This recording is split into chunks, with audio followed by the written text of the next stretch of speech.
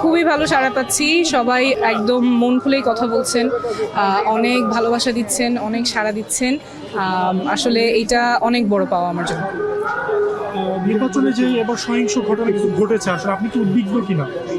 আমাদের নির্বাচনে তো লেভেল প্লেইং ফিল্ড অবশ্যই তৈরি করা প্রয়োজন, এবং সকল প্রার্থীর জন্য এবং ভোটারদের জন্য, যারা সবাই নিরাপত্তার সাথে এবং যে এই উৎসবমুখর পরিবেশে নির্বাচনের জন্য মানুষ মুখিয়ে আছে সেটা যাতে নিশ্চিত হয়। আমরা প্রচারণা চালাচ্ছি এবং আমরা একটু ভিন্নভাবে প্রচারণা চালাচ্ছি। আপনারা দেখছেন যে সচেতনভাবেই আমরা ভিন্ন ধারার রাজনীতিটা করা যায় সেটা প্রমাণ করার চেষ্টা করছি। কোনো পোস্টার, শোডাউন, লাউডস্পিকার ছাড়া মানুষের দোরগোড়ায় গিয়ে যেখানে তারা আছেন তাদের উঠানে, গলিতে, পাড়ায়, বাজারে, মহল্লায় গিয়ে আমরা কথা বলছি, কথা শুনছি, সমস্যার কথা শুনছি, প্রত্যাশাগুলোর কথা শুনছি, এবং সবাই মন খুলে তাদের কথাগুলো বলছেন এবং এত এত ভালোবাসা দিচ্ছেন। ছোট ছোট বাচ্চারা আসছেন, একজন ফুল দিচ্ছেন, একজন খাবার দিচ্ছেন, মুরব্বীরা আসছেন, দোয়া করে যাচ্ছেন।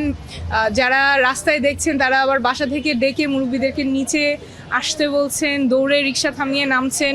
এগুলো আসলে বলার ভাষা রাখে না। অনেক বড় পাওয়া, অনেক বড় প্রাপ্তি এই কয়েকদিনের অভিজ্ঞতা।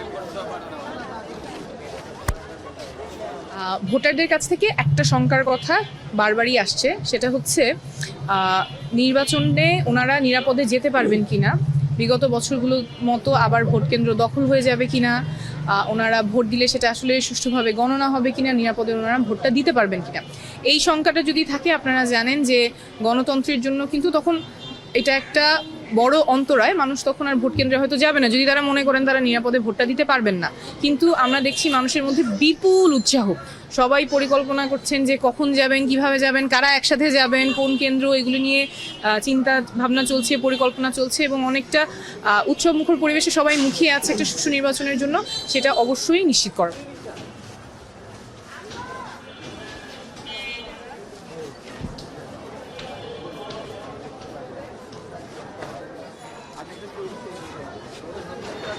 আগে